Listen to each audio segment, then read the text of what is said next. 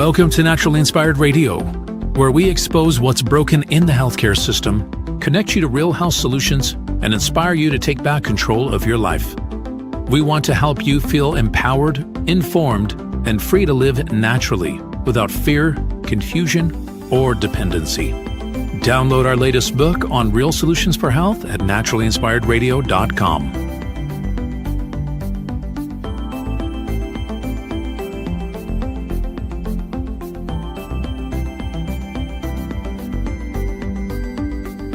Naturally Inspired Radio is a nationally syndicated show broadcast on over 100 radio stations, online platforms, video channels, and podcast feeds. Follow us on your favorite platform today, hit that like button, leave a comment, and engage in our special live stream chats, Monday through Friday, 3 p.m. to 5 p.m. Mountain Standard Time.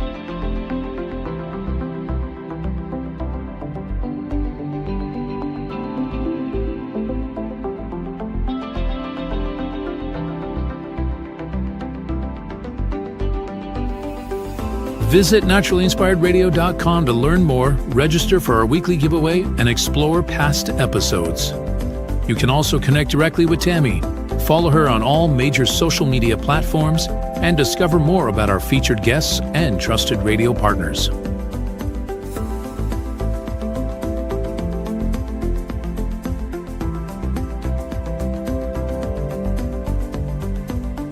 Are you looking for better health? Work with Tammy today and take the first step toward a healthier, more empowered lifestyle. Schedule your complimentary 30-minute lifestyle assessment to explore personalized guidance on nutrition, movement, toxin-free living, and natural beauty without pharma.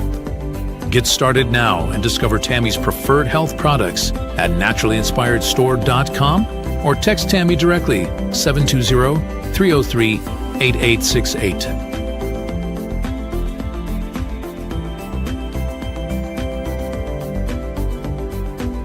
Love the show and want to support the movement? Head over to naturallyinspiredradio.com and click on the support tab. There you'll find all the ways you can get involved. Join our Naturally Inspired community, become a preferred customer, attend one of our amazing live events, get your backstage pass for exclusive access, and connect to all things naturally inspired. Thank you for tuning in today. Now sit back, relax, and enjoy the show. The information and other content provided on this radio show or in any linked materials is provided for informational purposes only, not intended and should not be construed as medical advice. It is not a substitute for professional medical advice, diagnosis, or treatment.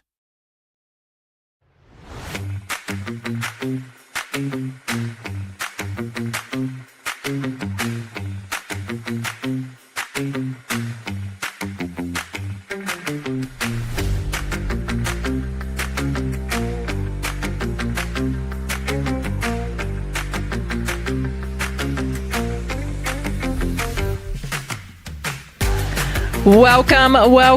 Good morning. How are you doing? Welcome to Naturally Inspired Radio. Yesterday, I didn't even realize it, you guys, but yesterday was Groundhog's Day. And the funniest thing happened because we had kind of a quiet weekend around here, just doing chores or whatever. And it felt like the weekend went by super fast. And so yesterday, I had said to Jason, thank you, Jason. My hair is stuck on my chin. Thank you. Yesterday, I said to Jason, gosh, it feels like we didn't have a weekend. It feels like Groundhog's Day. And it was. So that was weird. That was really weird, that I didn't even realize. Is it me, or was Groundhog's Day a bigger deal when we were kids? When we were kids, it seemed like, Groundhog's Day was some kind of big deal. I can remember, every Groundhog's Day before I realized the mainstream media was pushing propaganda. I was just a kid watching, the morning show, Today Show before I had to leave for school. And what was his name? Now I'm blanking on his name. You guys all know his name. The weather guy, the bald guy that was on the Today Show. Oh gosh, it's going to come to me during the break. I'll look it up. But anyway, no, not Al Roker. Al Roker was later. It was the tall white dude. Gosh, I don't know. I will look it up though. And everybody's probably screaming at the screen right now. Every Gen Xer is like, it's this guy, it's this guy. But he always made a big deal about Groundhog's Day. And so I don't know, I guess it felt like, and I feel like they did something at school too with Groundhog's Day. I don't know. We recognized it though. And now that we're older, Groundhog Days is every day, apparently. Or anyway, we don't even recognize it. It's no big deal. I let Groundhog's Day pass without even a mention of it. Subconsciously. That's what it was, you guys. It was subconscious. I subconsciously knew it was Groundhog's Day yesterday. And that's why I said to Jason, it feels like Groundhog's Day. Because subconsciously, I was picking up on the groundhog vibes. But anyways, I got a great show for you today. We're going to be talking about a lot of things. First on my list is how I believe that we became kind of a mafia nation. How did this happen? How did this happen? I'm sorry. I just took my vitamins before I came on the show. And now I'm feeling like I've got to cough or something. Anyway, I want to talk about this mafia nation. It was, and this is what inspired me on this one. I was on X yesterday, and there was a post done by Mike Benz.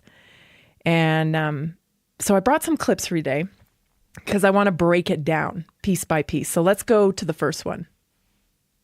To accumulate people who owe you favors. That way, when you go out on your own in the outside, you are placed on lucrative board seats.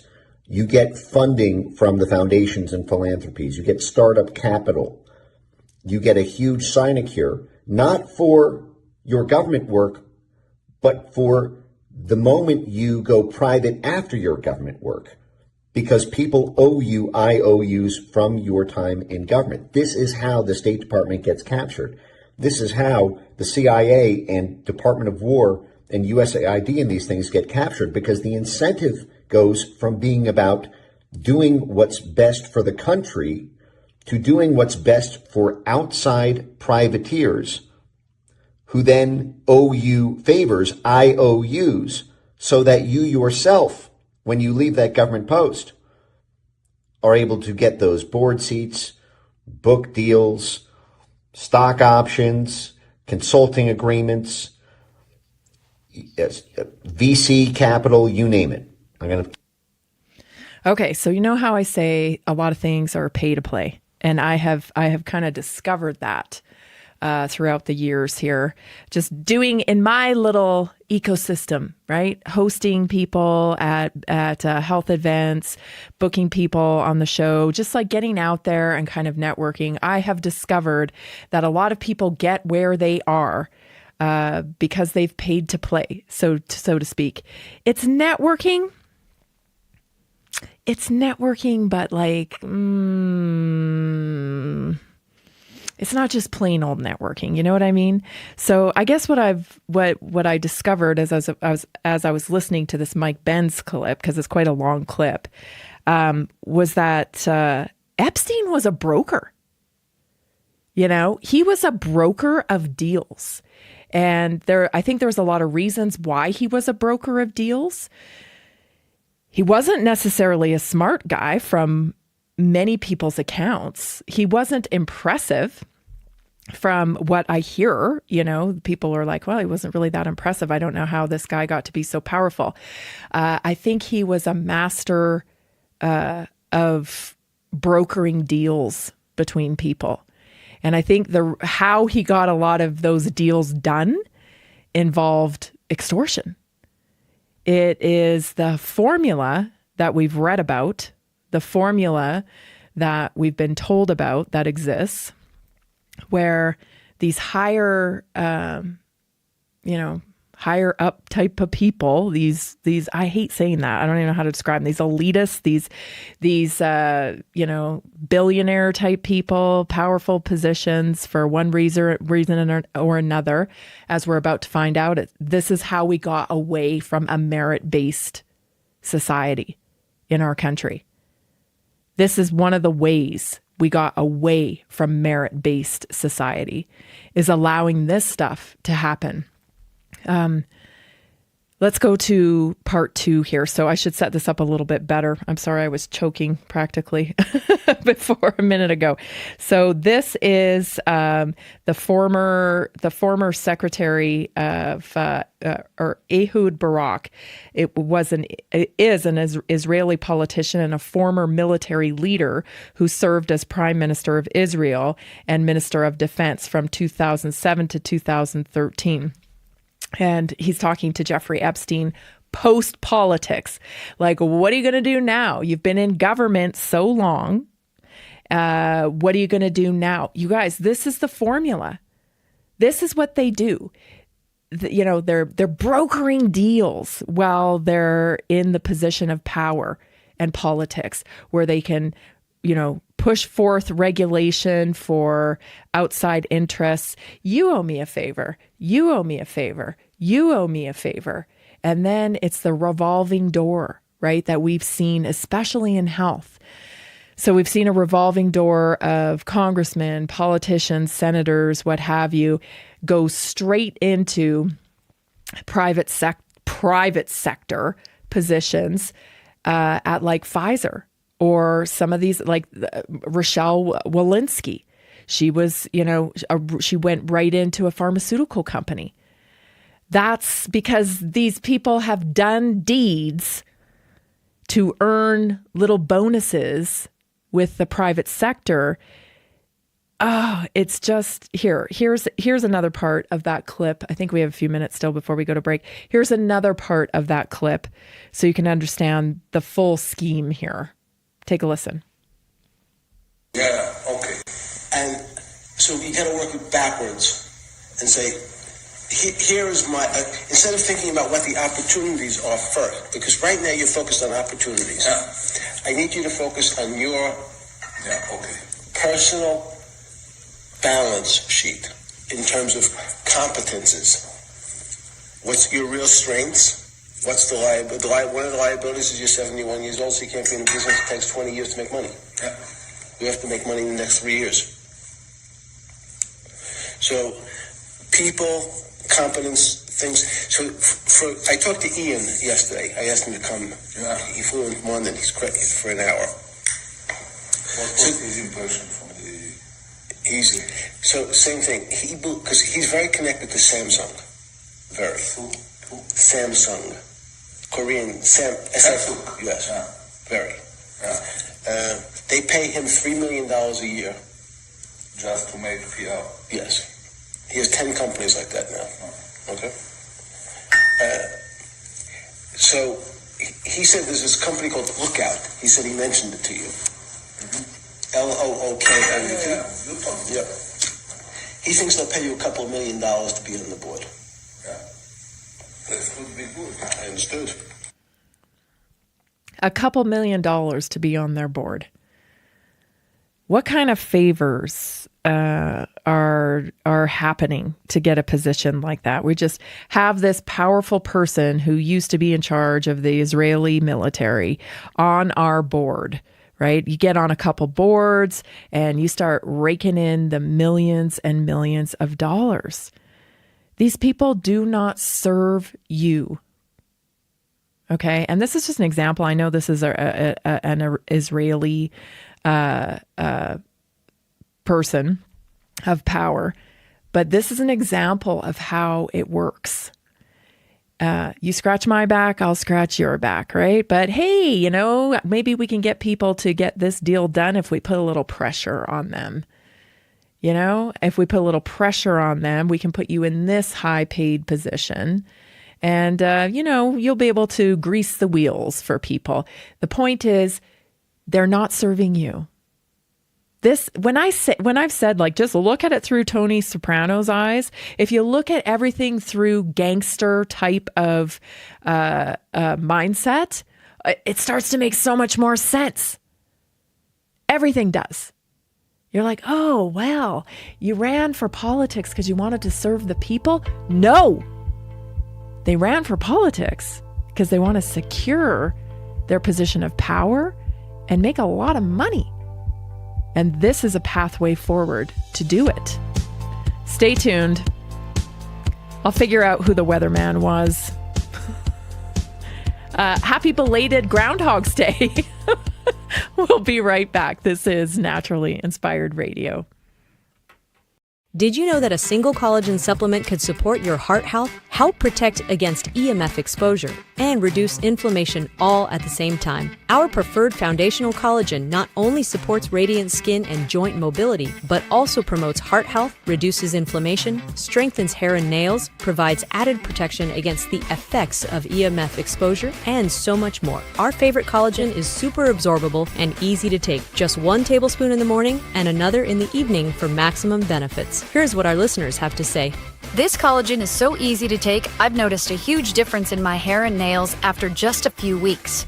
Since I started using Tammy's Preferred Collagen, my joints feel more flexible and my skin looks smoother. Try it today at naturalinspiredradio.com/collagen. When you purchase from Naturally Inspired, you get access to our group health coaching call and so much more. Go to naturalinspiredradio.com/collagen.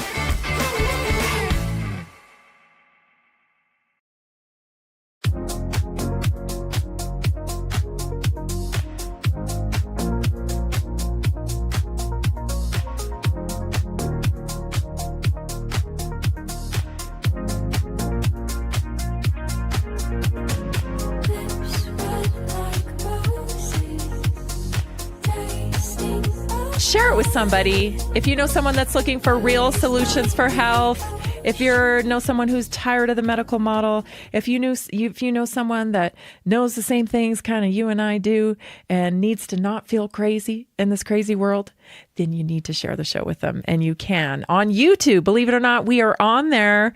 I know, not with a very big presence, that's for sure, but we are there. So we would appreciate you following us on YouTube, sharing it, comment, liking it, subscribe, smash that subscribe button. You can find us at Naturally Inspired Radio on that platform. It was Willard Scott, you guys. Willard Scott. Man, I can't believe I can't remember that guy. Do you remember he used to dress up in the crazy costumes? He was known for his folksy kind of country appeal. So anyway, Willard Scott left an impression on me when it came to Groundhog's Day. I'm sure you probably can remember that as well. Okay, let's get back to this because I really want to flesh this idea out. So here's this conversation by a high-power Israeli and Jeffrey Epstein, who, by the way, sounds like a gangster. Can we agree on that?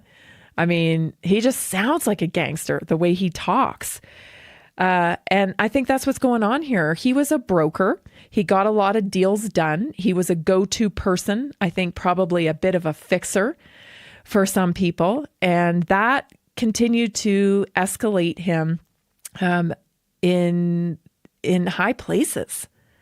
Once you have dirt on somebody, you can use that dirt endlessly, especially the nature of this dirt, like blah, yuck, right? I mean, it's extreme. But I think that we have to understand that this is how we got here. Now, there's another component too, which nobody really likes to talk about. And that is the evil nature and, the harnessing of power that I've been mentioning lately. That these type of people who subscribe to these cult-like groups, there's that variable in there too.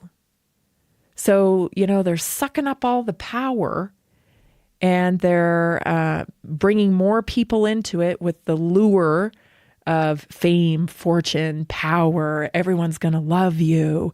Just do this, this, and this. And even the smartest people get caught up in this. I mean, that's clear.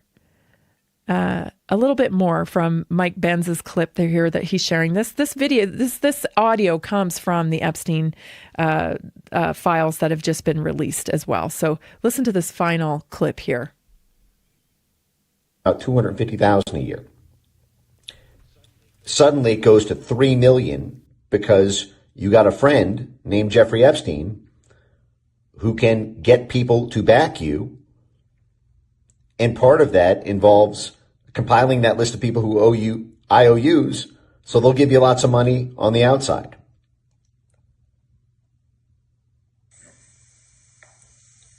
Yep. He thinks they'll pay you a couple $1 million to be on the board. It's like an agent, if you think about it, in the music industry, who negotiates on your behalf with the label, who negotiates on your behalf with the platforms. Most artists are only good at the music side of being a musician. They don't have necessarily the confidence, the Rolodex, the skill set, the network built up over decades to ask that on their own or to arrange it.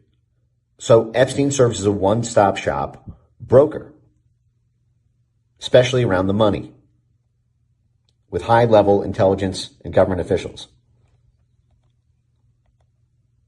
I understood.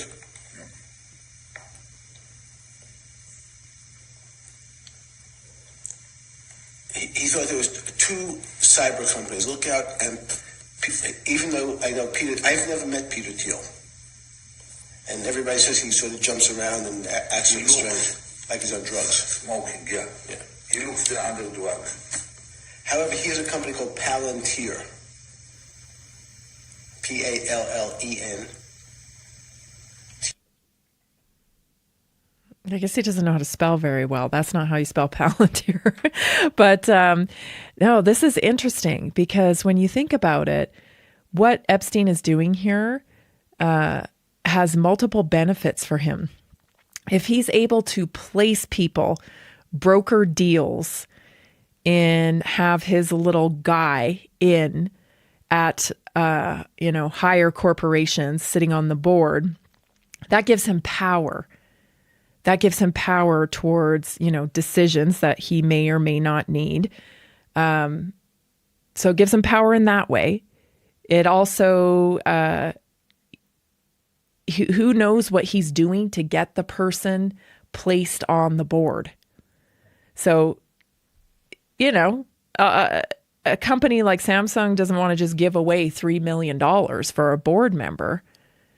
So it's interesting to think about what kind of pressure he's applying to get these corporations to accept these key people, his little person, in to these corporations. And later in the video, he talks about how other people in this guy's situation of power coming out of government, right? 71 years old, coming out of government into the private sector. You got 3 years to make some money. This is how you do it. He talks about this other guy who's doing it, the Ian guy or whatever. He's got 10 of these. He says he's got 10 of these now. So he's sitting on multiple corporations' board, earning $3 million a pop for sitting on the board. I guarantee you those board members aren't making decisions based on what best serves the public, what best serves the employees. There are government issues, obviously, that feed right into these huge corporations. It's a power move. It's a power move. And this is just one example of, I think, how this works like top down. I think it works like this in insurance companies. I think it works like this in government. I think we have this model that is completely saturated with corruption. That's how we got Minnesota. That's how we are now discovering California. Like, oh, we put these people in here, we can funnel a little money there, we're skimming off the top, and then we're getting this taxpayer money or whatever. It's fraud every which way from Sunday. It's fraud. But this is a pattern. And people saw how it worked, and they were desperate to be a part of it. Yesterday, I came down pretty hard on Dr. Peter Attia. And lo and behold, he came out with a statement today. I put up a little meme that I thought was kind of funny. Marked myself safe from not having to, make an Epstein apology today, right? I mean, it's just ridiculous, but also marked safe from never taking advice from egomaniac Epstein worshiper. He's got to get him some Jeffrey Epstein, gross, Dr. Peter Attia. So the reason why this guy never really sat well with me was because of his arrogance, really, and then his quick dismissal of the body's innate ability to heal. This guy continues to push pharmaceuticals, and he poo-poos things like vitamins and whatnot. So he's never sat with me, but also he has an enormous ego. He just has an enormous ego. So anyway, he posted, he made a post about the stuff that's been discovered about him. The following email, he says, is what I sent my team last night. Let's pull it up. I think I gave a screenshot, and that's part of it, so you can see for yourself, but I'll read it. The following email is what I sent to my team last night. I sent a similar version to my patients also. You've put your trust, your credibility, and your hard work into what we have built together, and I take that responsibility seriously. You deserve a complete and honest account of what did and did not happen. I apologize that I did not get this out sooner.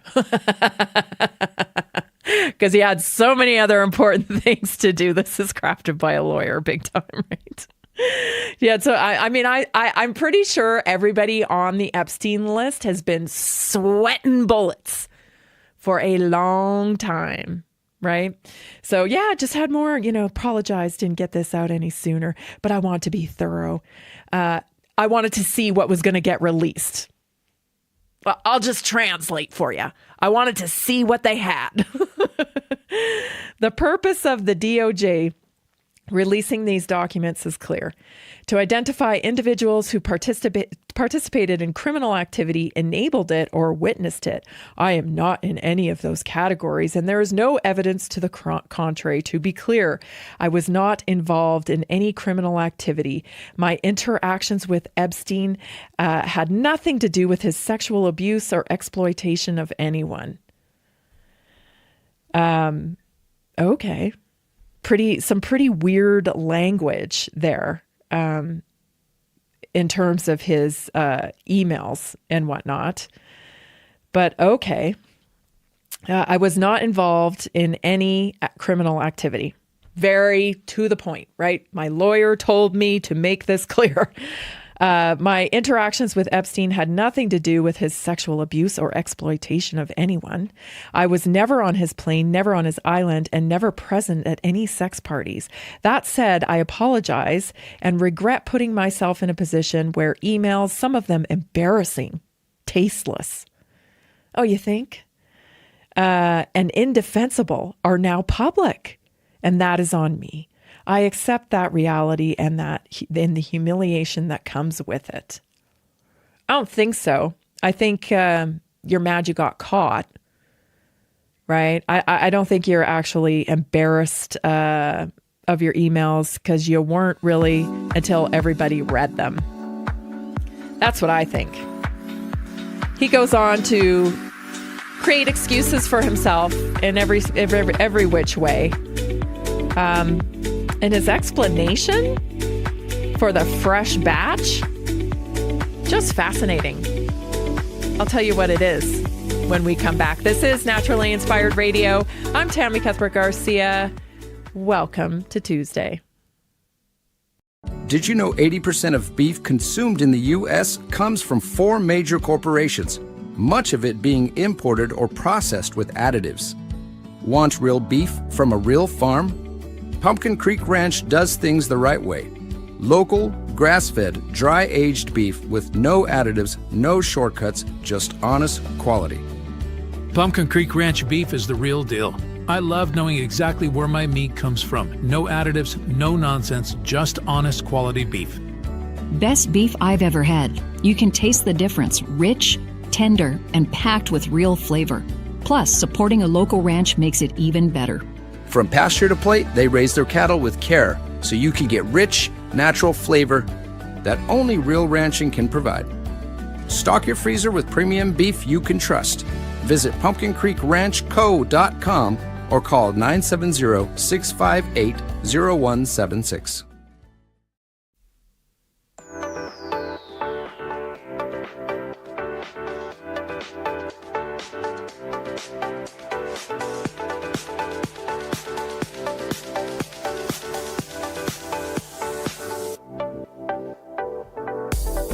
You can try our favorite cellular reset today at naturallyinspiredstore.com. What is cellular reset, you ask? That's that polyphenols I'm always talking about. The powerful, actually, hello, I got me some right here.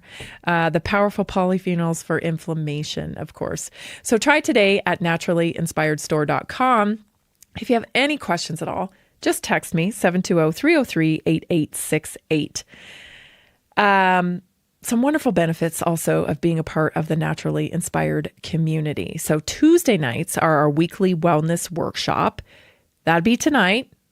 Last week we talked about recipes. We do a new topic every week, but it helps you, gives support to the community for you to be able to stay on your optimum health journey. A lot of people, accountability is a thing and support is a thing when it comes to being on an optimum health journey. So we provide that here at Naturally Inspired. So one way you can get right into the community and join us tonight on the weekly wellness workshop is by making a purchase.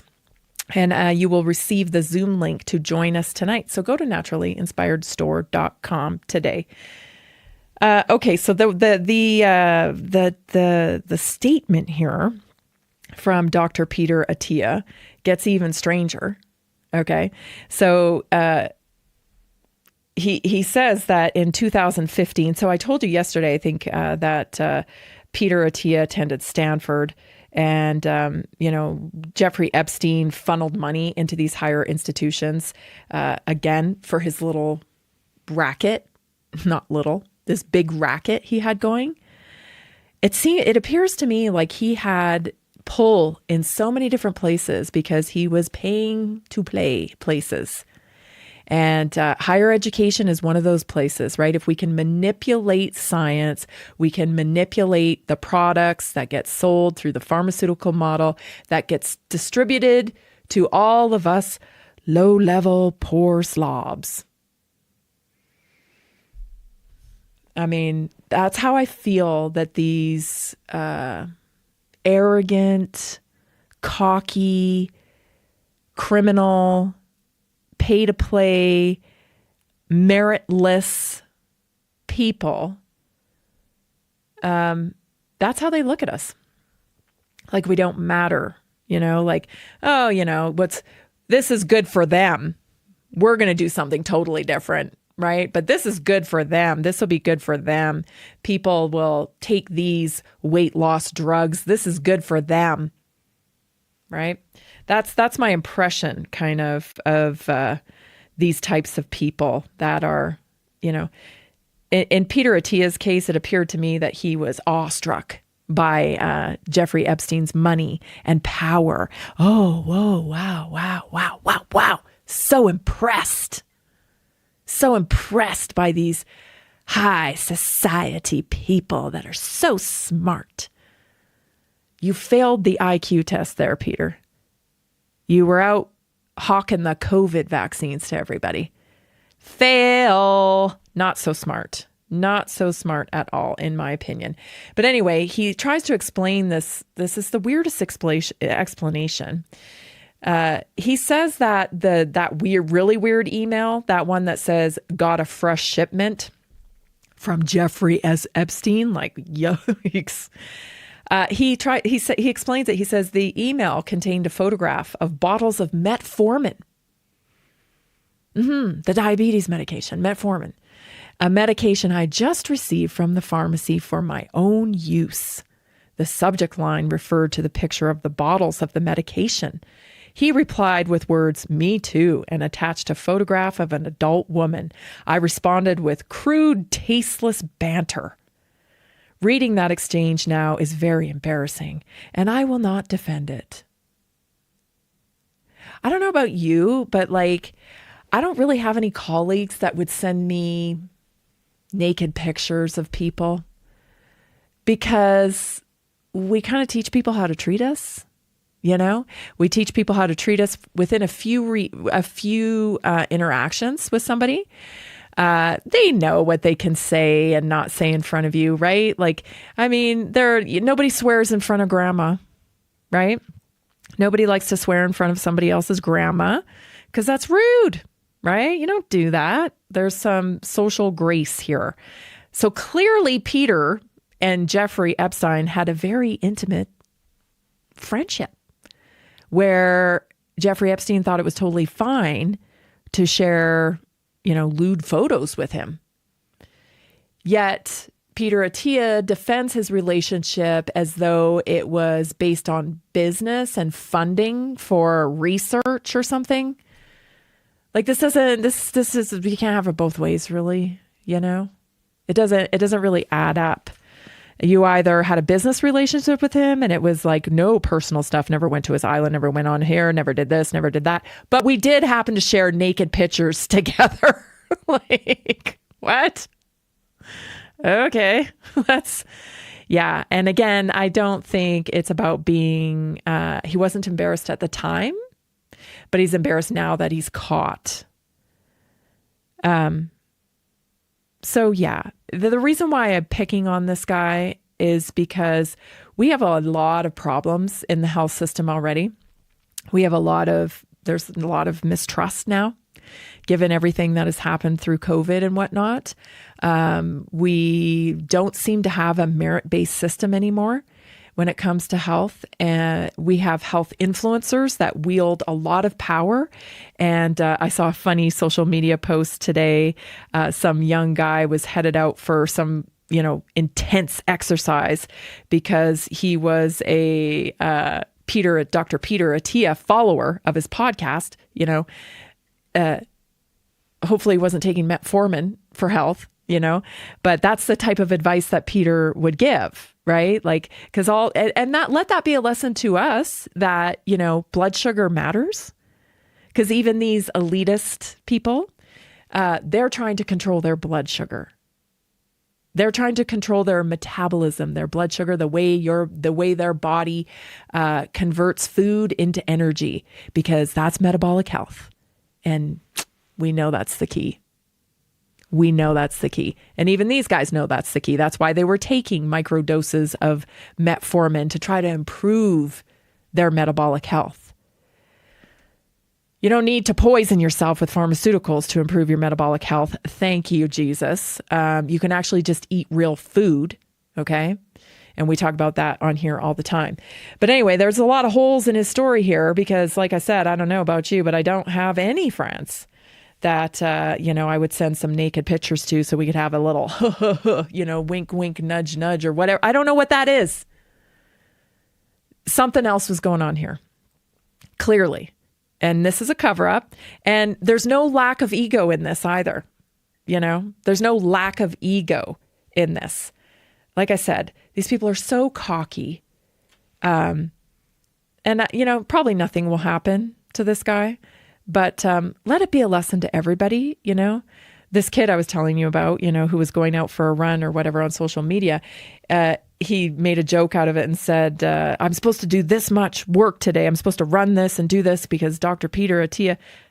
And then he showed the emails and said, well, I guess I don't have to do that anymore. I'm going to tell you once again, there are no experts. There are no experts. Dr. Peter Attia was thrust into the limelight through paying to play and kissing a lot of butt in the right circles, and chasing clout, wanting to feel important, and, going out in the public eye, getting the opportunity to go out in the public eye, because he pitched things like weight loss drugs and metformin and a lot of other things that he put under the heading of like biohacking, and that's what I mean when I say right now we're living in a meritless world, and we have to use real discernment, because nobody is more qualified to make decisions about your body than you. And when we outsource our decisions about our health, because we only do it because we think we don't know. We think we're not qualified enough. We think we need something outside ourselves to heal. And that's a lie. The only thing that heals is the body. The only thing that heals is the body, and the body heals when the conditions are set for healing. And that doesn't mean never use any pharmaceuticals, right? I'm not saying that. But perfectly healthy people, it's a risk to take some of these pharmaceuticals. Like just a quick list here of side effects of something like metformin. Okay, so yeah, it's great to control your blood sugar. It's great to, use it therapeutically and whatnot. I'm not saying that, but people take it because they have to. These people are taking it recreationally to improve their results this much. And then it catches on as a trend. Oh, I want to try metformin. Who else was it that was taking it? I think it was like a couple of influencers, like maybe David Sinclair, who's in the biotech world. And there was another person too that I heard on a podcast that was taking it that surprised me, because, here are some side effects: nausea, diarrhea, stomach cramps, gas, bloating, loss of appetite, metallic taste in your mouth, sometimes can lead to fatigue and weakness, headache, dizziness, leads to low blood sugar. It's supposed to do that, but it also leads to vitamin B12 deficiency. And that's a big one that people miss, because B12 deficiency, that tingling, the tingling and numbness in hands and feet, brain fog, anemia, fatigue, right? Fatigue's a big one because that really affects quality of life. These, best practices also should be, if you're using metformin, make sure you get your B12 levels checked regularly, because this medication depletes you of that. And then a lot of this tingling, numbness, brain fog, fatigue, your doctor doesn't tell you how to fix that. And you're just left with all these side effects that you don't even really realize are side effects. Anyway, what a joke. Pay to play. It's a mafia, everybody. Cutting deals, networking for themselves. That's how we got riddled in corruption.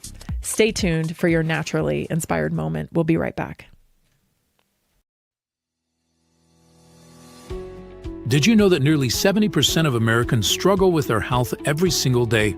That's why we are reaching out to health professionals and to anyone who simply has a heart for helping people. Right now, there's an opportunity to make a real difference in people's lives while building a flexible income stream for yourself. Whether you're already working in health, wellness, or just passionate about seeing people thrive, we want to connect with you and introduce you to our system. Together, we can provide real solutions that empower people to take control of their health and create lasting impact. If you've been looking for a way to combine purpose with income, this is it. Visit simplehealthincome.com or text 720-764-7448.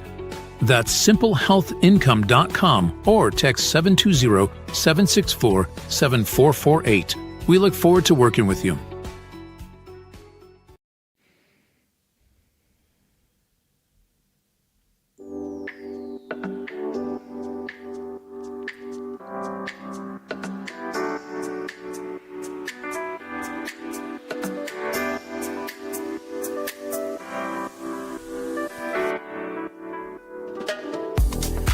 Work with me for better health. You can book an appointment at naturallyinspiredstore.com. Book your free health assessment today. Get on your optimum health journey. One other thing I read about Jeffrey Epstein before we move on to our naturally inspired moment that I found interesting was one of his companies won the lottery. I found that very interesting because, like, who was in charge of a lottery that would have been extorted to get that ticket that was a winner for Jeffrey Epstein? And, like, can you imagine? Like, he had people everywhere.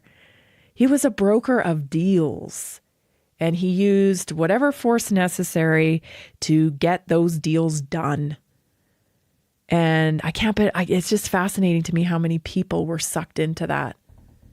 You know, I don't think Peter Attia stopped talking to Jeffrey Epstein after he sent him lewd photos. By the way, Peter Attia is married. There's some excerpts from his book that are just give you a better idea of who this guy was as well. Very driven, so driven that his child, his baby, was in his own words, dying in a hospital. And his wife begged him to go. And he said that he had very important work. And he didn't go. And it turns out that he was, according to the dates on the emails, it looks like he was meeting with Jeffrey Epstein during that time. So, like, I don't know, these people think different. Comes from Stanford too. You know, I think they, like I said, I think yesterday, like the education system's a sorting process from elementary school. As soon as kids enter, they start sorting. They get in the talented and gifted programs, and then they get funneled into these higher institutions. And Lord knows what type of conditioning happens in those programs when people are hand selected for these specialized programs. So who really knows who these people are? But then they end up in our, sphere in the public eye and get propped up as an influencer, and people think they got there organically. Like, oh, they just became super popular because of merit. And I'm telling you, that's very, very rare. I'm not saying that it never happens. I think we have some people that have made, an impression on the public and become popular because of merit. There are definitely people like that, but very few. A lot of these people, I don't know, what would you call them? An incel? They're an agent, man. They're an agent. All right. So for today's naturally inspired moment, I want to talk about what to do when you've gotten off track. I know. Can you imagine getting off track? Nobody gets off track, do they? Of course we do, obviously. Everybody gets off track. So hear me now. If you're off track right now, it's okay. Time to get back on track, though. Okay? Those stories you're telling yourself, it's time to push those to the side. Okay? And get back on track now. You're burning daylight. It's time to go. I've been talking to a few people lately that feel stuck. And, they're coming to me, they're coming to the Naturally Inspired community in hopes that they're going to find some inspiration to get unstuck. And I think that's great. This is a great place for inspiration. This is a great place to plug in for accountability. But what else, what else can you do to get unstuck? Okay, 5 ways to get back on track when you feel stuck. Number 1, shrink the target. Okay, I like to think big. So I think sometimes I scare y'all because I'm like, well, what about this? What about this? Conquer the world, right? You don't have to think that big. I think that big because that's what gets me going, but it depends on your personality, right? So you can shrink the target. feeling stuck usually means the goal's too far to reach. It's too big, feels like it's never going to happen. So it can be overwhelming. But transformation doesn't require a huge breakthrough, a huge goal. It just requires the next thing. What's the next step? Small actions restore momentum, and momentum restores belief. So let's say, I used to be really active. I used to play tennis. I used to do yoga. I used to do this, and I don't know what happened. I just kind of got off track. Okay, time to get back on track. So today, get on the portal that you carry around everywhere you are, and look up where you can play tennis. Look up where you can get back into a yoga community. Book it. Guess what? You're back on track. That's how easy it is. Take one action, okay? And don't worry about what's going to happen at the class. Don't worry about what happens after the class. Don't worry about if you're ever going to be able to, do this or do that with it. No. One step at a time. Pick up the portal. That's the phone. Book the class. Transformation right there. Number 2, return to structure, not emotion. Okay. Waiting to feel motivated keeps people stuck. Because guess what? Motivation comes and motivation goes, because we are emotional beings. And it doesn't take much to change our emotions. A little bit of information here, a news story there, a couple of those things added all together. Someone cuts you off in traffic. Boom, you got a whole different mood going. Yeah, welcome to being human, right? That's the way it is. So we have to return to structure. We cannot operate in emotion. This is why the woke culture doesn't work.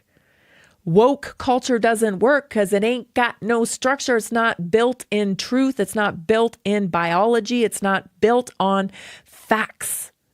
It's all wishy-washy. You've got to have some structure.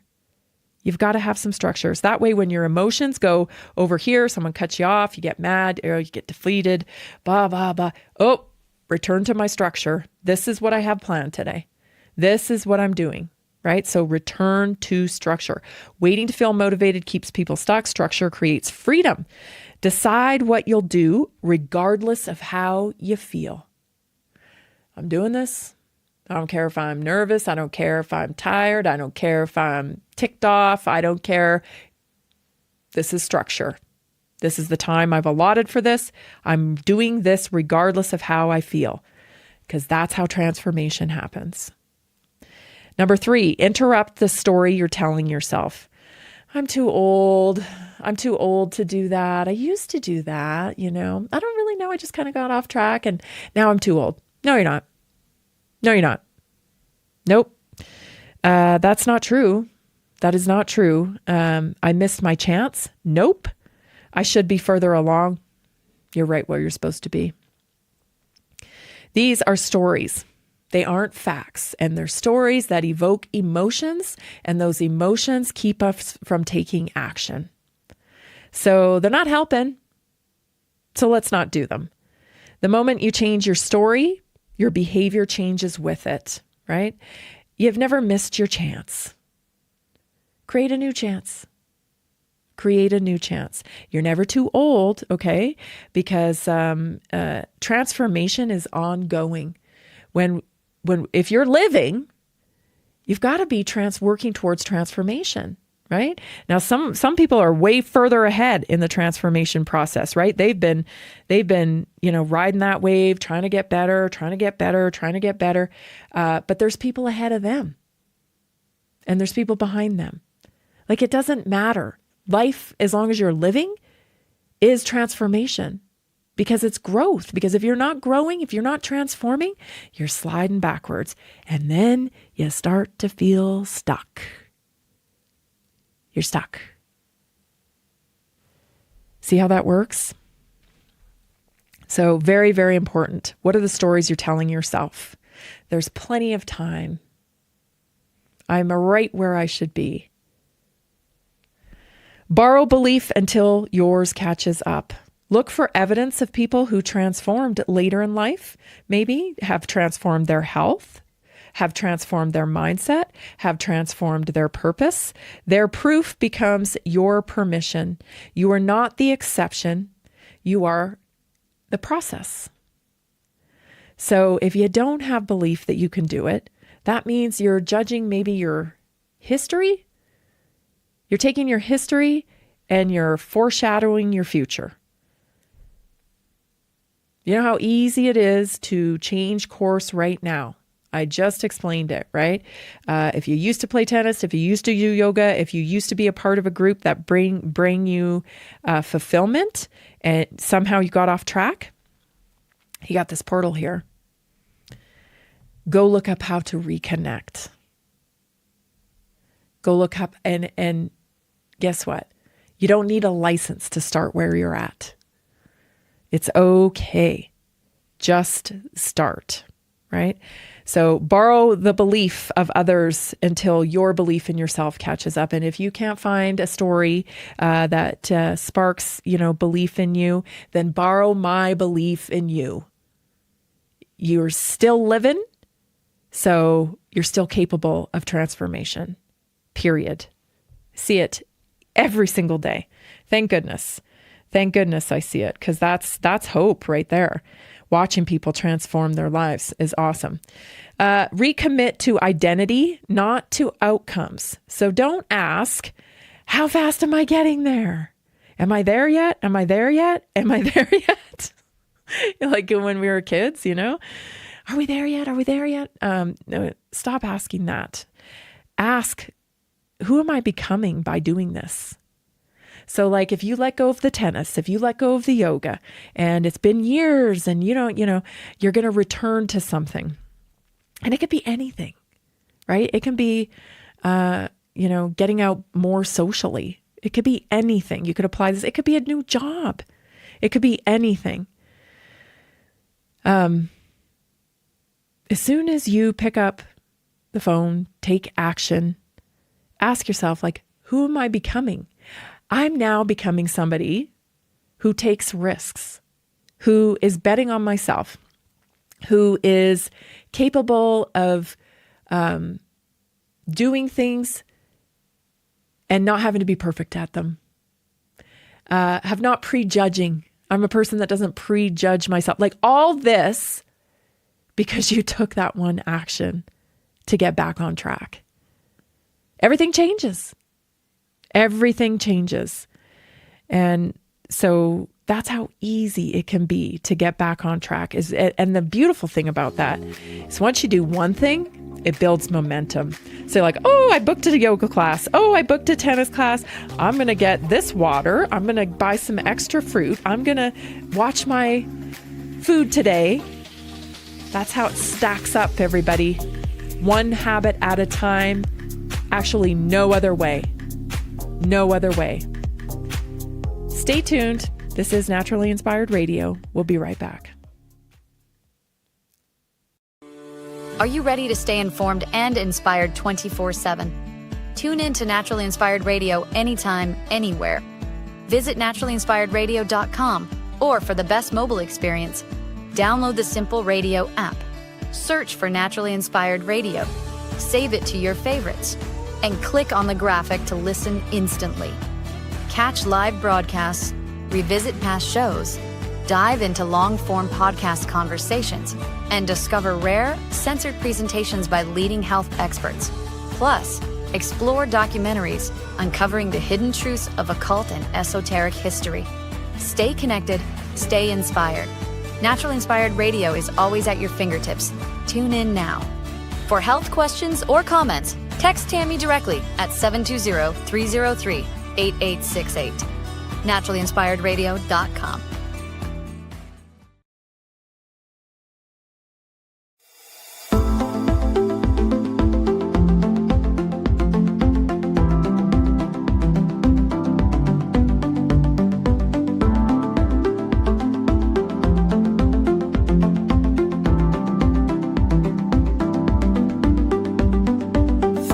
Welcome to Naturally Inspired Radio, where we expose what's broken in the healthcare system, connect you to real health solutions, and inspire you to take back control of your life.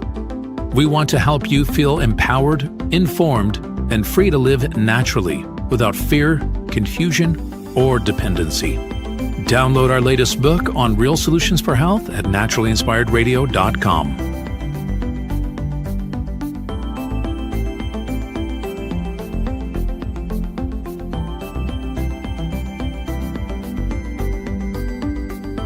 Naturally Inspired Radio is a nationally syndicated show broadcast on over 100 radio stations, online platforms, video channels, and podcast feeds.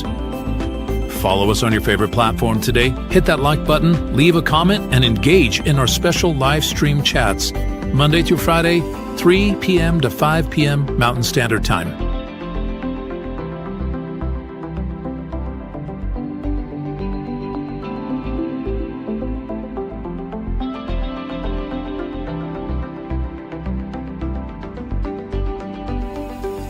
Visit naturallyinspiredradio.com to learn more, register for our weekly giveaway, and explore past episodes.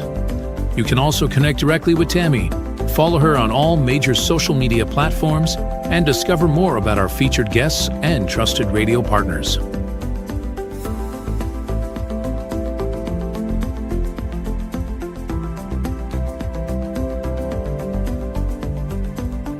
Are you looking for better health? Work with Tammy today and take the first step toward a healthier, more empowered lifestyle. Schedule your complimentary 30-minute lifestyle assessment to explore personalized guidance on nutrition, movement, toxin-free living, and natural beauty without pharma. Get started now and discover Tammy's preferred health products at naturallyinspiredstore.com or text Tammy directly 720-303-8868.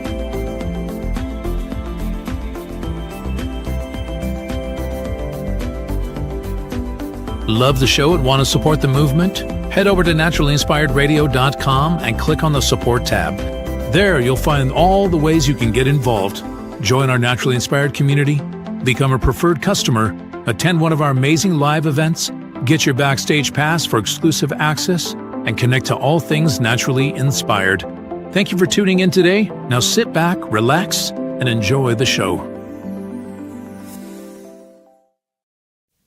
The information and other content provided on this radio show or in any linked materials is provided for informational purposes only, not intended and should not be construed as medical advice. It is not a substitute for professional medical advice, diagnosis, or treatment.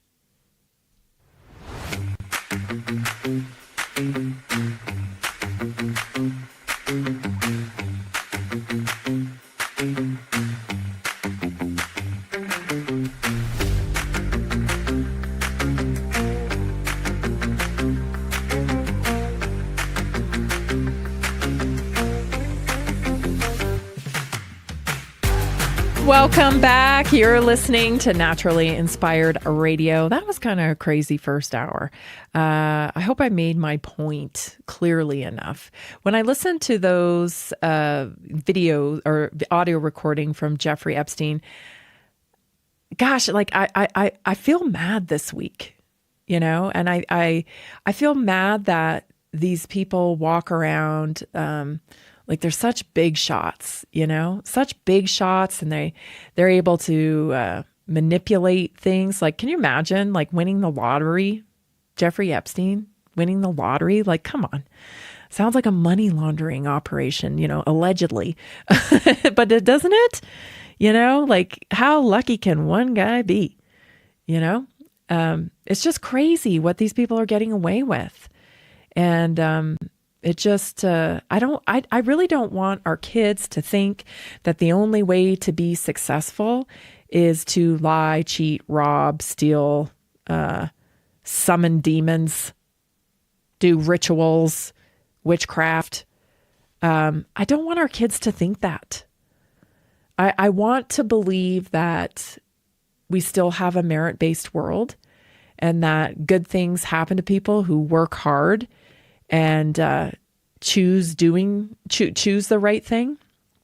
I want to believe that. So we just have to model it. even though it's frustrating and it can be, trigger anger for sure. I feel angry about it. We still have to keep living and keep modeling for our kids and for others to keep up the good fight, I guess is what I'm trying to say. There is reward for doing the right thing. And I hope that we will get back to a merit-based society, because this mafia nation isn't cutting it for me. I hate it. It's very frustrating watching people, manipulate to get more greed, more power, more all the things that they want. Anyway, there is good things happening. This is your culture moment, American culture. As you know, I always say that there's forces out there trying to get you to think that you don't have a culture, that the only culture here in America comes from immigrants and you don't have a right to your culture. And that isn't true, of course. And so another little reminder of just how powerful and awesome and inspired Americans are and have been in the past. I was thinking about roads today and the history of roads in our country. So, take a look at this big dream. The aftermath of World War I, United States automobile manufacturers quickly switched from supporting the war effort to once again producing cars. Car ownership quadruples from what it was before the war. Households all over the country have cars now. 90% of roads are still just dirt. In 1916, Congress passes the Federal Aid Highway Act, which offers some of the first national funding for roads. But it's not nearly enough for suitable highways.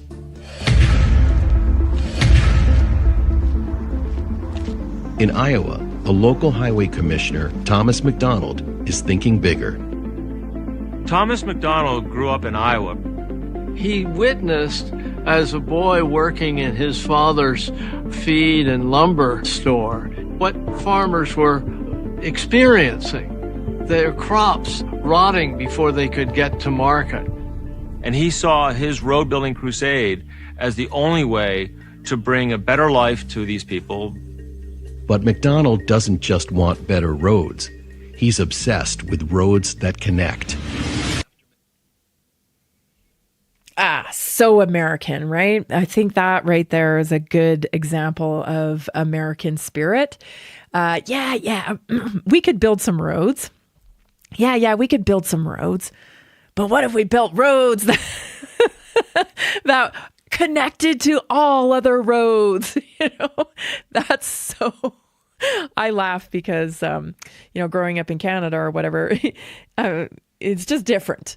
And Americans may not always, execute and get it done just perfectly, but I sure do admire the thinking big. And sometimes, it really does work out, because a strictly American thing when it comes to history of highways and roads is the fact that we forged the path to the largest highway system in the world. The history of roads and highways in America, they were indigenous trails transformed, to roadways. America's first roads built, they followed geographically intelligently along ridges and rivers and passes. And the modern highways sit directly on those original paths still. America's road system began with practical land respecting design. Early settlers adapted indigenous trails into wagon roads, postal roads, military supply paths. They got better. They forged new roadways. They were local at first, and it was poorly maintained, as depicted in that little clip I played. And then there was a problem, right? Farmers can't get their stuff places in time. They were losing yield. They were losing their crops and things to sell. So solution, That's super American as well, right? Oh, there's a problem here. Let's fix it. The National Road, the Cumberland Road, a first federal highway, started in 1811.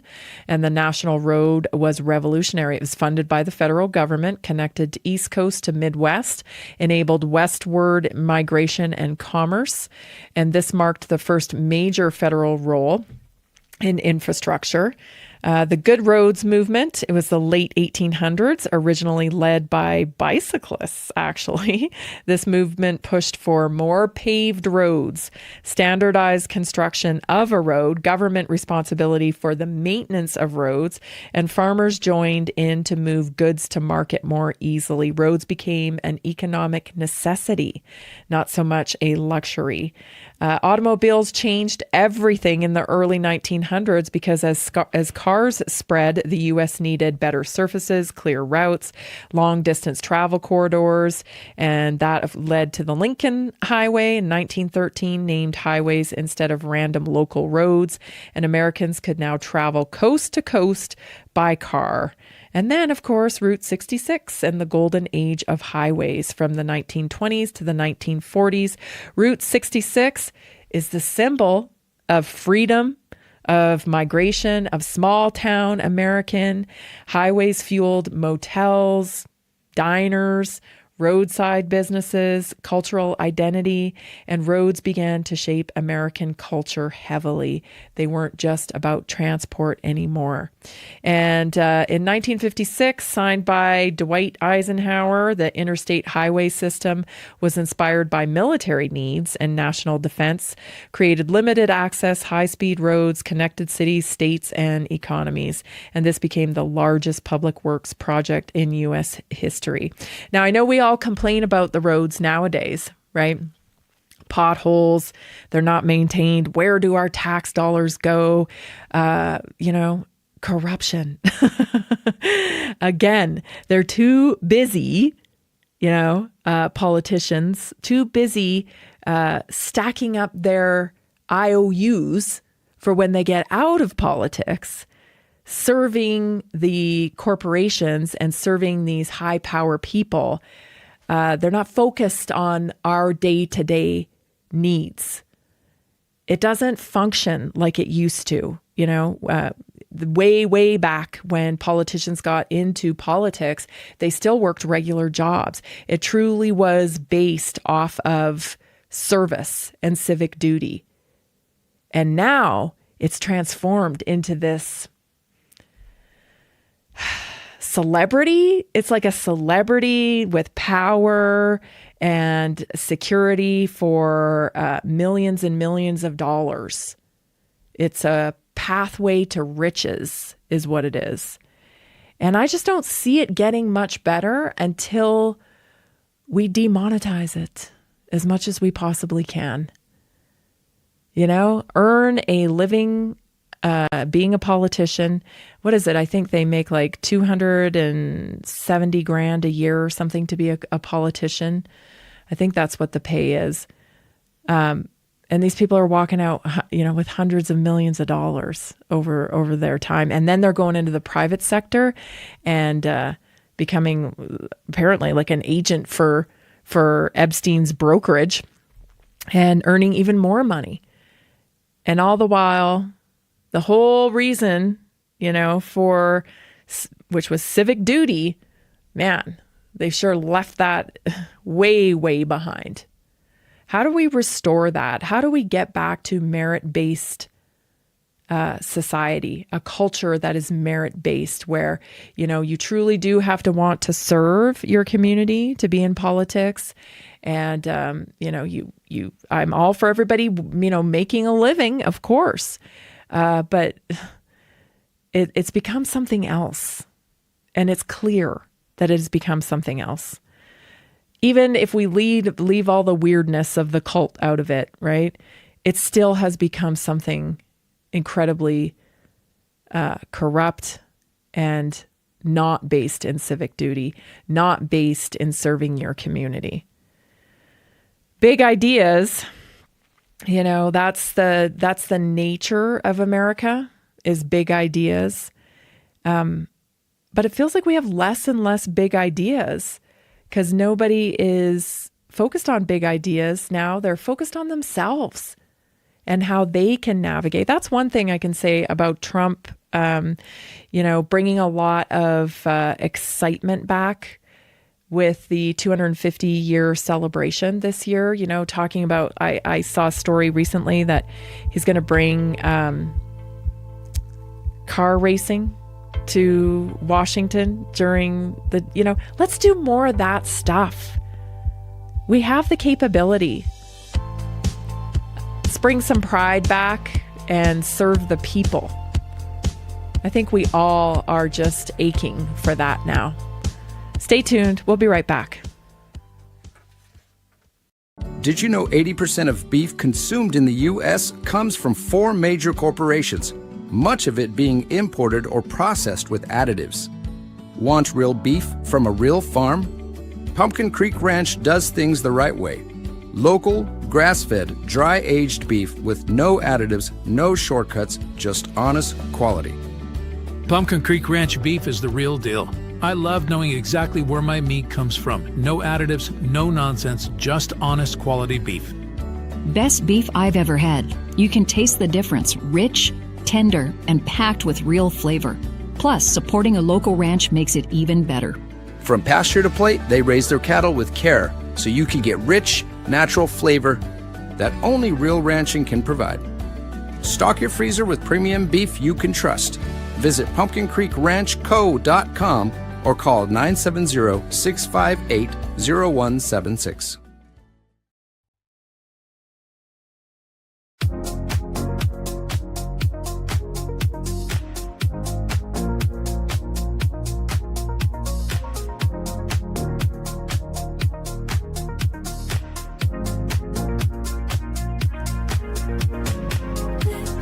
Follow us on Spotify. Share it with a friend if you would. Just search us up there, Naturally Inspired Radio. Naturally Inspired Radio. Follow us on Spotify and please share it with just one person. That's actually the best way, to share shows is by recommendation. That's what all the, because I'm like, how can we're always thinking, Jason and I, how can we get more people to connect to our message, to understand that there are real solutions for health, because that's how we're going to change the medical model. So we're always thinking, how can we connect to more people? And when we do that research, it says it's you, actually.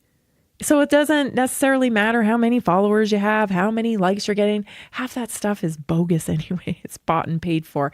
No, the real way that things grow organically is through you sharing the show, through you making a recommendation to a friend or a family. So that's why your recommendations, your referrals mean so much to me. And I love hearing that when I do an assessment and somebody says, my sister sent me your show, or my mom sent me your show, or my brother sent me your show, or what have you. That's the best compliment I can get. So we're so grateful that you do that. Follow us on Spotify. And like I said, share, just search us up, naturallyinspiredradio.com. I knew this topic was going to be coming back. It was, so much in the news all the time, and health totally takes a back seat. I get it. It's not as, sexy as all the controversy and chaos that goes on in politics and all of that. So I understand health takes a back seat, but really it should be the priority, right? Because if we're not feeling good, everything else doesn't matter.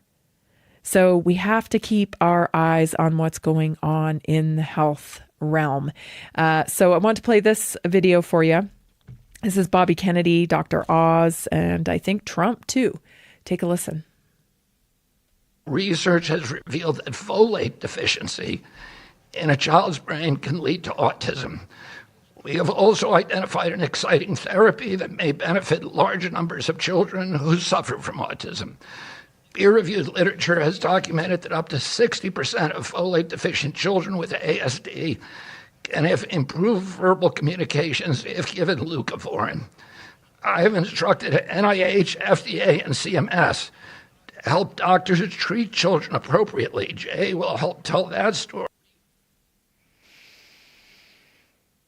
So I want to bring this topic up again because it's been mentioned in the past and I don't want anybody to forget about it. So leucovorin is a folonic acid.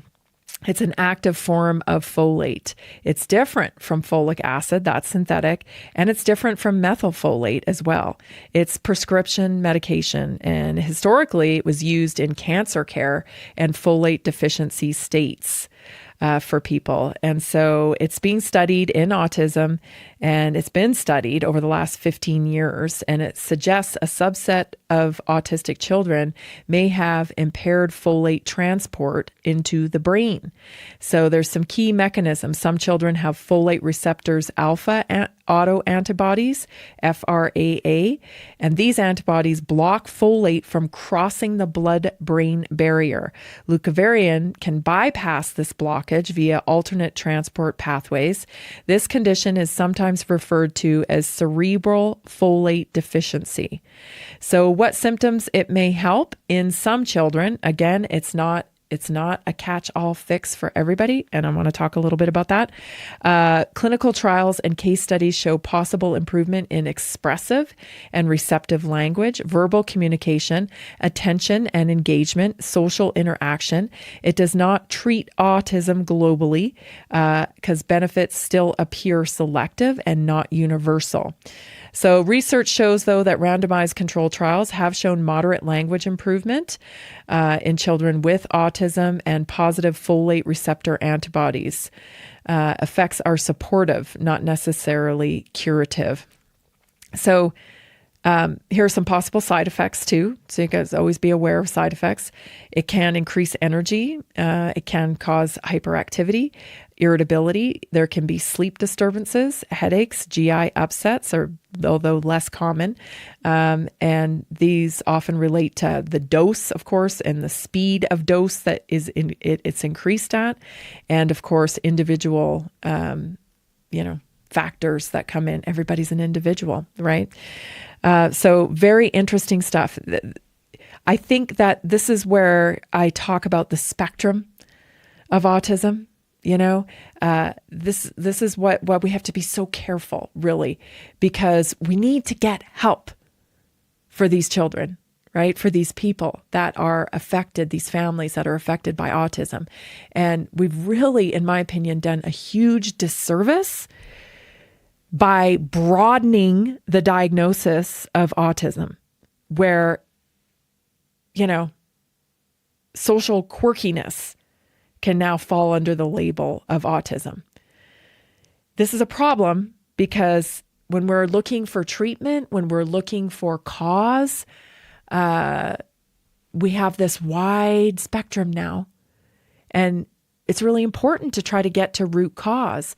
And so, we can have somebody who is biologically injured, biological injury that is labeled with autism. And then we can have these kind of other, variables that get somebody a diagnosis, including self-diagnosis. That's really a thing now. And that's quite upsetting, to just have somebody who, struggles with attention because, who doesn't struggle with attention these days?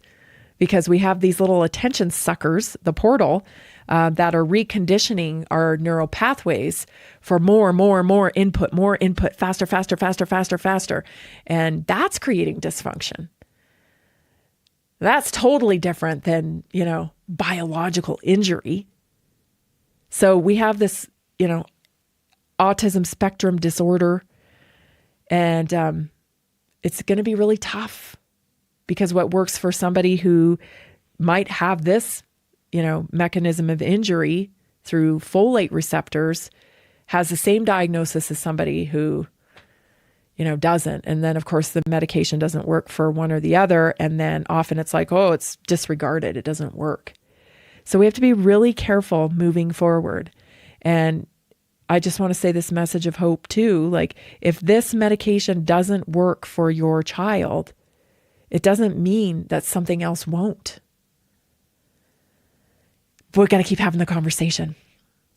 And that's the exciting part about where we are today with this administration, with Bobby Kennedy in the position that he is in, is that we finally get to have the conversation. We finally get to have the conversation. And it's like we almost have to, train for the conversation, train for the outcomes of this conversation, because it's not like, there's going to be one instant fix. There's a lot of variables going in here. In my opinion, vaccines are a huge part of it, but they're not all of it. There's deficiency in our food supply. There is, has been a huge switch culturally in the time that we spend on screens. There's a lot of factors that can go into this type of outcome. And so we have to be very patient and understand, okay, let's look at all the different possible variables. And we can't paint everybody with the same brush. That's what they want to do. That's what they want. That is what science is so, that's what they always do. They're constantly trying to, shove everything under one umbrella so they can come up with one solution and sell it to everybody. And that's not how the human body works. That's not how the human body works. You've got to curate health. And there are many variables that go into that. Toxicity is one of them. Injury, chemical injury, biological injury is another one. Environment, like our environment shapes behavior. So if we are not able to, I saw this during COVID where there were kids that were, the shy kid. There's always a shy kid in every class. You grew up with them, right? Well, imagine if those shy kids that we grew up with were permitted to wear a mask and kind of be silent and quiet. And it was actually good that they were that way, isolated because of COVID. Well, that behavior to be shy, to be isolated, to be quiet was being reinforced with a reason. Wear a mask. Shh, stay at home, use the screen. Growth is uncomfortable. And that's the parent's job, right? We sometimes have to push our kids. When you're uncomfortable, that's good. It means you're growing, but you gotta go. You gotta go. You gotta go. Otherwise, they're never gonna grow to be who they are meant to be. They're never gonna have the skill set of expressing themselves if we don't push our kids. There's been a lot of things that have kept us, like even myself, I know, like, my kids were teenagers when COVID hit, and I had every intention of, pushing my kids out to get jobs as young teens. I had a job, I was babysitting at like 10. This is the 80s, right? I mean, we all did that, I think. And then by the time I was 12, I was making beds in a hotel with my aunt. So I had a job very young, and I had every intention of pushing my kids out to get jobs, 15, 16. And that didn't happen because of COVID, because you needed to be vaccinated to work at these places. You needed to wear a mask. You needed to deal with lunatics. And that's not a good environment to put a kid in their first job. So I waited. So it changed. It changed when my daughter finally went out to get her first job. It was a stretch. It was like she had to work to build herself up. She did fantastic. I'm so proud of her. She did it all by herself. But it should have happened sooner. In my opinion, it should have happened sooner. That's how our environment, though, can have an impact on our behavior. And we must consider that when it comes to diagnosis. Autism, ADHD, like all the diagnosis. We have to consider all of the variables. Stay tuned. Got more stories coming up for you. You're not going to want to miss it. Did you know 80% of beef consumed in the U.S. comes from 4 major corporations? much of it being imported or processed with additives. Want real beef from a real farm? Pumpkin Creek Ranch does things the right way. Local, grass-fed, dry-aged beef with no additives, no shortcuts, just honest quality. Pumpkin Creek Ranch beef is the real deal. I love knowing exactly where my meat comes from. No additives, no nonsense, just honest quality beef. Best beef I've ever had. You can taste the difference. Rich, tender, and packed with real flavor. Plus, supporting a local ranch makes it even better. From pasture to plate, they raise their cattle with care, so you can get rich, natural flavor that only real ranching can provide. Stock your freezer with premium beef you can trust. Visit pumpkincreekranchco.com or call 970-658-0176.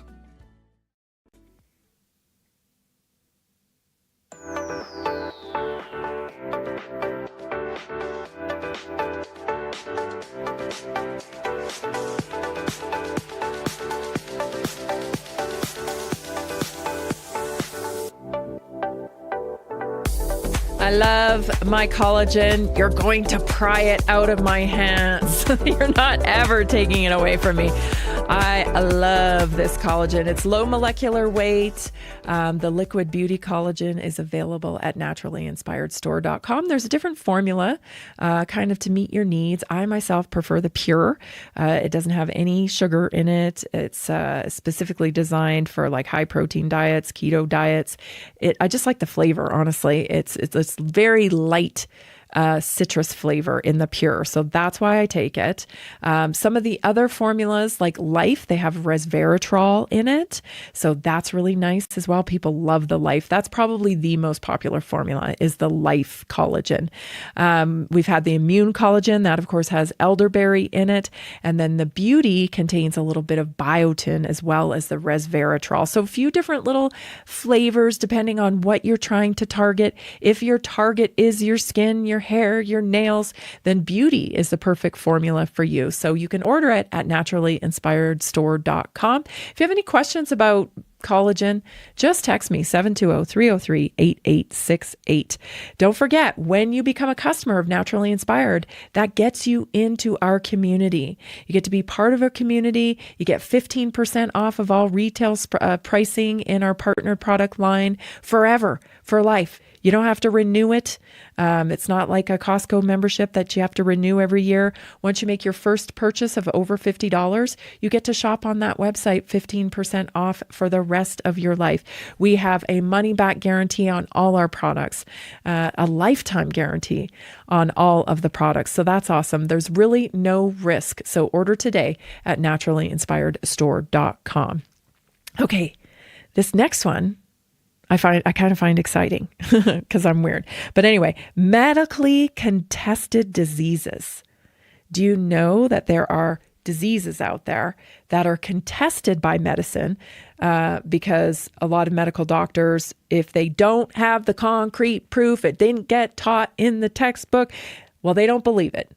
I think we could probably put perimenopause and menopause under this because it would seem like a lot of doctors don't really, think that that's as life-changing as it is for some people, Anyway, it's not one of the contested diseases, menopause. It's a marker in life. That's what menopause is. But there are some contested diseases. And today I wanted to bring your attention first to the fact that there are contested diseases. And this one in particular called Morgellons. Take a look. Not necessarily a situation where you're only seeing the fibers coming from the sores. You can have the fibers come from any old place in your body. I mean, I remember having people talk about like seeing them in their eyes, like, feeling like they have something in their eye, and then they look in the mirror and they see that there's like something that looks like one of these fibers in there. And I mean, I had some people talk about how I had one person who said they were actually diagnosed by their dentist. Oh, yeah. Because there were these filaments coming out from in between their teeth on their gums. Mm-hmm. That's not normal. Mm-hmm. I had another person who said that her gynecologist found fibers coming out during a pelvic exam. Wow. And I had two people who said that their gastroenterologist found them on colonoscopy. So these are internal, Right. And in one case, the gastroenterologist was like, I've never seen it. This is heartbreaking. So Morgellons, I'll tell you, is real. And the medical community contests it. It's probably one of the most contested conditions in medicine. This is presented all over the place. If you Google it online, you may find some videos like this. But the mainstream narrative is that this condition is psychological. And clearly you can see, it's defined by symptoms. It's not validated disease mechanism. Morgellons is described by patients as involving skin sensations like crawling, stinging, biting. Sometimes they get skin lesions, but the real marker is fibers or filaments reported in and coming out of the skin. It's contested because there is no universal accepted biological mechanism explaining these symptoms. So there's strong overlap with dermatologic and psychiatric diagnosis. Many clinicians classify Morgellons under delusion, chronic neurodermatitis, and some patients show real skin damage, while the interpretation of cause differs sharply between specialties. The fibers are the central of the controversy. Patients report fibers emerging from skin lesions. Most analyzed fibers are textiles, cotton, synthetic from clothing or environment, and no consistent evidence of the fibers biologically that they're biologically produced by the body. The CDC's investigated it. They don't believe in it. Symptoms are real, even if the cause is disputed. The suffering is absolutely real. And treatment approaches are divided. Mainstream approach is dermatologic, antipsychotic medication. Alternative approaches are antimicrobials, detox protocols, anti-parasitic regimens. Some patients improve with psychiatric treatment. I believe it. I believe it. And there's a lot of information on it, if you know anyone that's suffering from this, in correlation to Lyme disease. And of course, Lyme disease was a bioweapon. And if you go down the rabbit hole of that, it'll lead you to Plum Island, basically where they were developing bioweaponry through the use of insects like ticks. And so when I think about the mRNA technology and the COVID shots and the self-assembling, I think there's a lot of people suffering from Morgellons right now. And it's sad because there's not a lot of recognition for it for what it truly is. So if it were me, and of course I don't give medical advice, but I'd be seeking out a practitioner who knows how to detox from bioweapons. That's what I would be looking towards. But the area of contested disease, I want to branch out on this idea as well, because there's actually a lot. And this is the reason why medicine contests these diagnoses is because they cannot agree upon a biomarker for it. And as I've pointed out here before, especially now more than ever, we have this bizarre science system that is actually just based on consensus. They've got to have consensus. They've got to have everybody agree. And when everybody agrees, then they put the rubber stamp on it. That's science. It's like the opposite of what science should be, right? When we find out something new or something new presents, then everybody should be trying to figure out what this is. They should be, coming up with hypotheses to try to prove and disprove. But we don't live in that world anymore. It's kind of gone. with the merit-based world that I've been talking about today too. And so the pay to play comes in here, right? If everybody's in consensus, everybody's on board, well, you get your grants. And, I was watching a bit of a documentary about contested diseases. And, some people will say, oh, well, they just don't know, right? They just don't know. But I think it goes deeper than that. Because most of these higher institutions are dependent on grants. They're dependent on people like Jeffrey Epstein donating to their cause.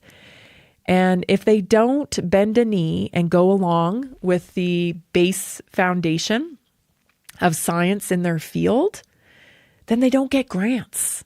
Their science doesn't get funded. And so they do that. It's kind of like, I think, how we ended up with wasting so many years now of Alzheimer's research, because it was agreed upon consensus that this one paper discovered that Alzheimer's was an amyloid plaque problem. And so based on that one paper, everybody agreed, consensus. And then we got Alzheimer's medications that were completely targeted towards amyloid plaque.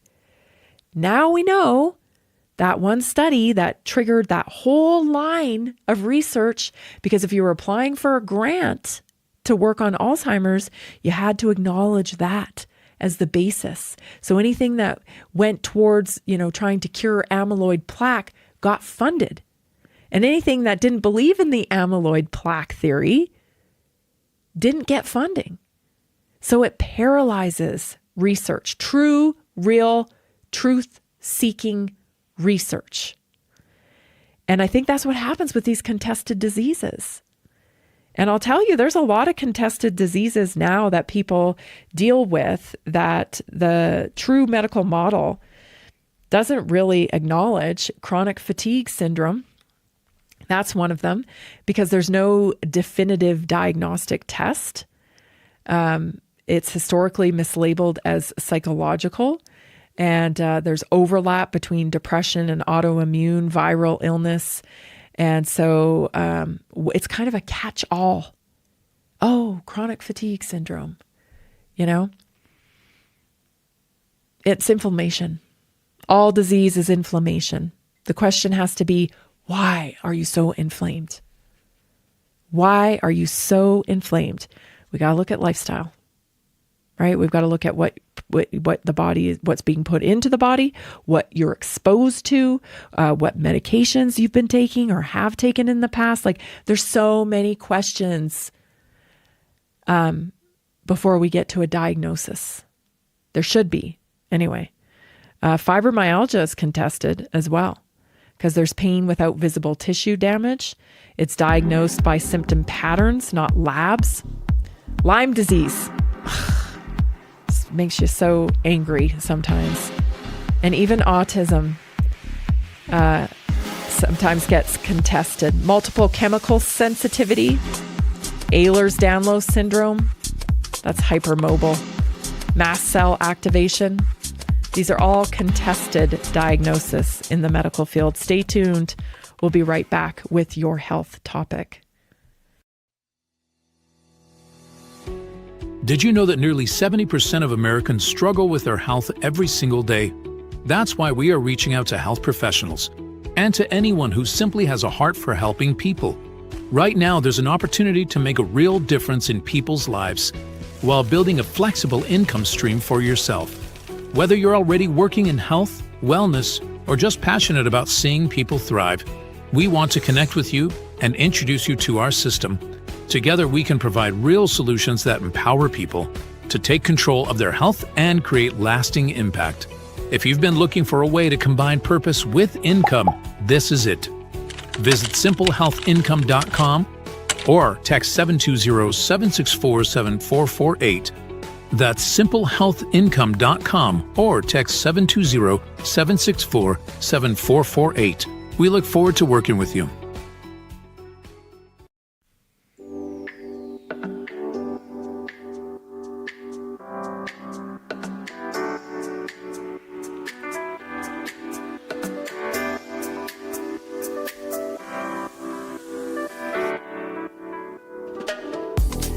want to take a minute to thank you, our members, new members who have recently made a purchase.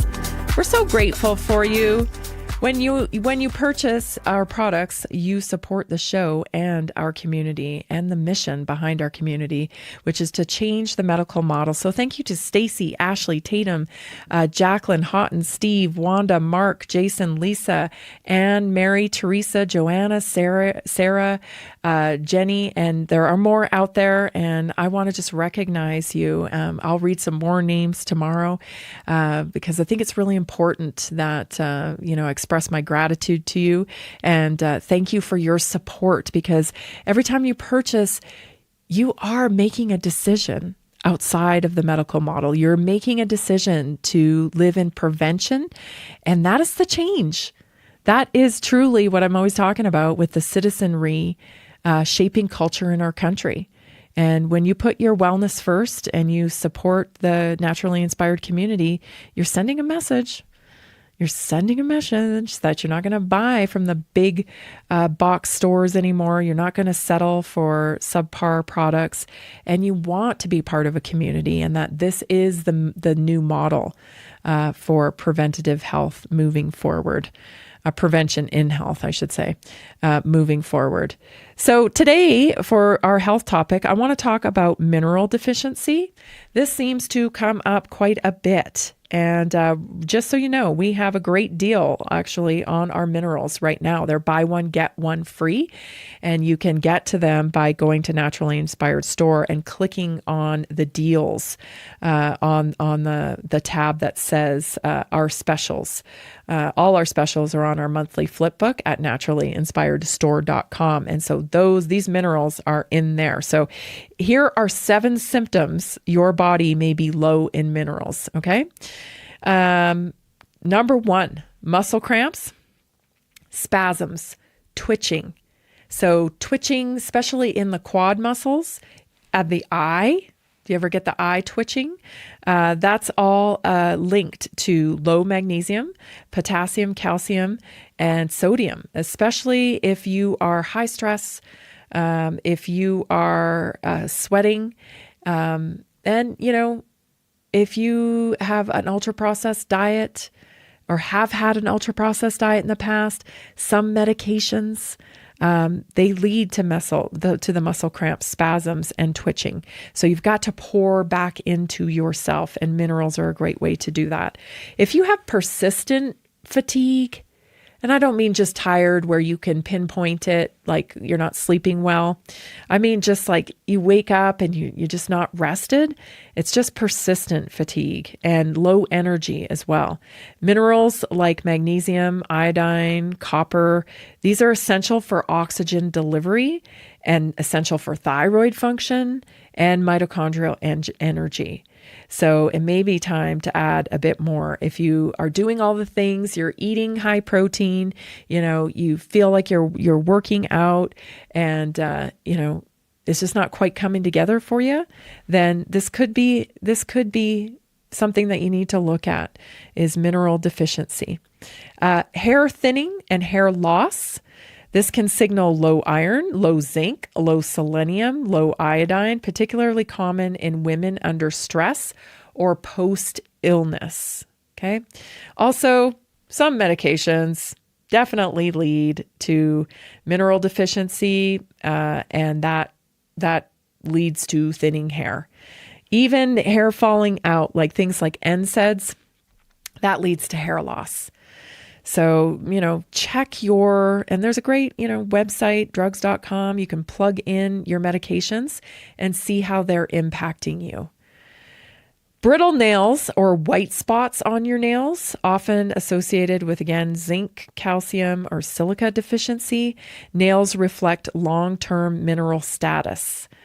Poor sleep or anxiety. Oh my goodness. Low magnesium, right? We really... everybody should be taking magnesium, in my opinion. It's just the the nature of the way we live in this modern world, everybody should be on magnesium because it's such a high, fast-paced, multiple input, constant input, society that we live in. So low magnesium can really be a problem with anxiety. So make sure you are taking precautions, and that can be a sign. Also, lithium trace lithium can be make an impact on your nervous system regulation, relaxation, and your sleep quality. Frequent infections or slow wound healing. Minerals like zinc, selenium, and iron are critical for immune response and tissue repair. Sugar cravings or blood sugar swings. That means possibly low chromium, low magnesium, low zinc, and this can impair insulin signaling and glucose regulation. And so you're constantly having those sugar cravings. Big picture is this: mineral deficiencies are common because of soil mineral depletion, because of our highly processed foods. Chronic stress, because when we're under chronic stress, we burn through minerals. If you're a sweater, like a sweater, you sweat a lot, not like sweater. I'm a sweater. I'm definitely a sweater. Being a runner as many years as I have, if I just start moving around a little bit, I'll start sweating. That's for sure. That's a sign that you'd be low in minerals if you are someone who sweats a lot. Caffeine also depletes minerals. So you see what I'm saying here? We got a formula here in America, right? Because we love our coffee. And caffeine is very mineral depleting. Also, alcohol depletes minerals and also wreaks havoc on gut health as well, and disrupts sleep. We do not get the full detox when we have consumed alcohol when we're sleeping. So our body goes through an entire detox system when we fall asleep, even a lymphatic detox process, which is the detox of the brain. And what happens when we drink alcohol is it actually disrupts that process. So, when you wake up sometimes the day after drinking and you think, man, I feel terrible. I don't even really think I drank that much, but I feel terrible. It's not so much about the alcohol per se. I mean, it is, but it isn't. It's about the lack of detox that you've been able to you weren't able to cycle through because alcohol disrupts that cycle. So it's not necessarily the alcohol itself that's making you feel crappy. It's actually the lack of detox and the lack of sleep. And this is why, I don't know if you've ever, stayed up late and then felt like you had to be snacky the next day, or if you're hungover from drinking too much, you wake up the next day and you feel like snacky. You just can't get quite the right amount of food in you to feel satiated. That's because it's disrupted that detox process, and it's disrupted those hunger and satiety hormones as well. So it really does, wreak havoc on your overall system. Now, I think if you're going to partake in alcohol, keep it to one day. Don't. There's a lot of people who drink, a little bit every night. Like say they have wine every night. You're better off just keeping it on one day of the week, so your body can, if you're going to do it Friday night, do it Friday night, suffer the consequences through waking up maybe and not going through a full detox process. And then don't do it again the next day, and wait and make sure you're giving your body time to work through that. Otherwise, you're just going to feel run down and you're missing out on that detox process. And it's really disruptive to your overall health. So I know, the dangers of alcohol, everybody knows it and blah, blah, blah, but I like red wine, I like wine. And, but if I'm going to, I don't, once a week tops, at this point in my life, once a week tops, have one glass of wine or what have you, because it's just, you pay you pay for it. And I know it's not good for our health. So I know I hate to be a bummer and a drag, but you do pay for that, and you pay in your sleep, and you pay with your hormones. And then, it can just become taxing to the overall system. So take advantage. We have buy one, get one liquid minerals available right now on the Flipbook. You can go to naturallyinspiredstore.com and take advantage of those. I like stocking up on things like this. I had a question the other day about expiry dates. And most vitamins, and you have to do your own research, but most vitamins are good, 18 months, 2 years later beyond the expiry date. And I'm not giving you guidance here. I'm just telling you what you can find online. Okay. Expiry dates are necessary for regulation. You have to have an expiry date on it. But the truth of the matter is these things lose potency. They don't sit around and get more potent, right? So at the very worst, you're getting less potency in your vitamins when they expire. Yeah, get what I'm saying? Because a lot of people will, get rid of things or what have you. And of course, if it's been opened, that's a different ball of wax there, right? If it's been opened, if it needs to be refrigerated, all that stuff. But for the most part, you're looking at, 18 months, upwards of 2 years.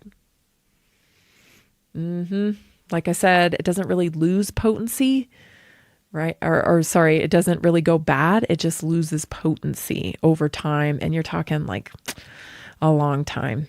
Anyway, I hope that clears that up. So anyways, I like to stock up on these things because especially if, there's something going around, one of my kids is, outings or whatever, they're like, come home and, oh, everybody's sick. I'm like, hey, you need to take your minerals. You need to take this, take that. I have a whole wellness cabinet and I love to keep that thing stocked.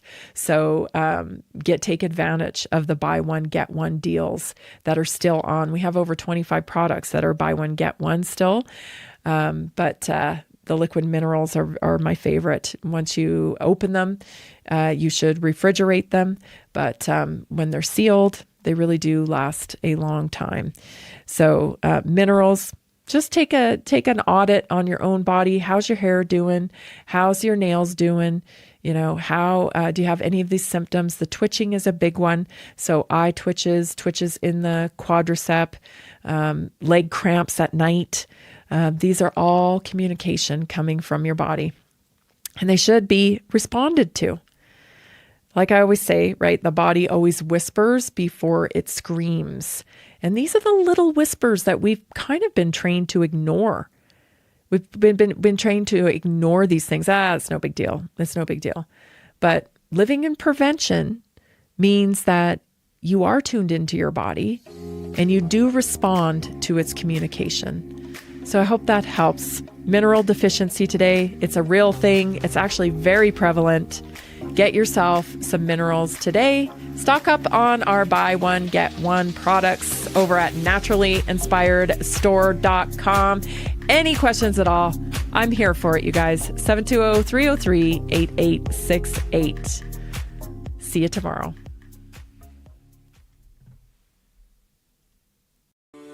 Are you ready to stay informed and inspired 24/7? Tune in to Naturally Inspired Radio anytime, anywhere.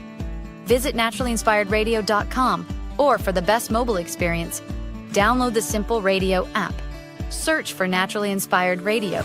Save it to your favorites, and click on the graphic to listen instantly. Catch live broadcasts, revisit past shows, dive into long-form podcast conversations, and discover rare, censored presentations by leading health experts. Plus, explore documentaries uncovering the hidden truths of occult and esoteric history. Stay connected, stay inspired. Naturally Inspired Radio is always at your fingertips. Tune in now. For health questions or comments, text Tammy directly at 720-303-8868. naturallyinspiredradio.com.